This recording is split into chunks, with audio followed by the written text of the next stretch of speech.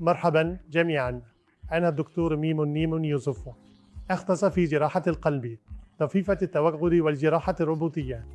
العيب الرئيسي أو الخوف من جراحة القلب هو القطع الكبير في الصدر الذي يستغرق حوالي 3 إلى 6 أشهر للشفاء. في جراحة القلب الروبوتية نتجنب هذا القطع الكبير في العظم، لذلك نقوم بعمل ثقوب صغيرة على جانبي الصدر وقطع في الجلد بطول 5 سنتيمترات. لا يتم قطع أي عظام بهذه الطريقة.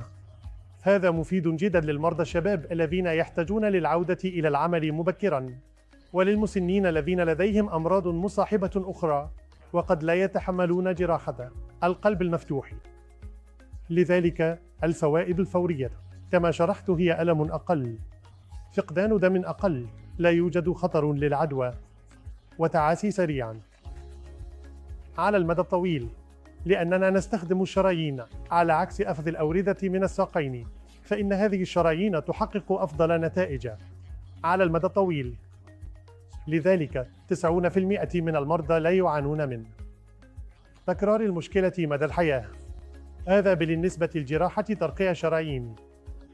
نحن أيضا نقوم بإجراء جراحات الصمات، جراحات إصلاح الصمات من خلال نفس الإجراء بمساعدة الروبوت، الجراحة طفيفة التوغل، حيث يكون الأمر نفسه. نقوم بعمل ثقبين صغيرين وقطع جلدي بطول 5 سنتيمترات فقط لدخول الصمام أو الكاميرا. وميزات الجراحة الروبوتية هي أن التكبير يكون حوالي 15 إلى 20 مرة أكثر من أعيننا العادية، لذلك نرى كل شيء بشكل أفضل بكثير. يمكننا تدريب الجراحين الشباب بشكل أفضل. والأذرع، لدينا 4 أذرع بدلاً من 2، لذا فهي تدور 360 درجة، لذلك تجعل الجراحة أسهل وأكثر بساطة بكثير.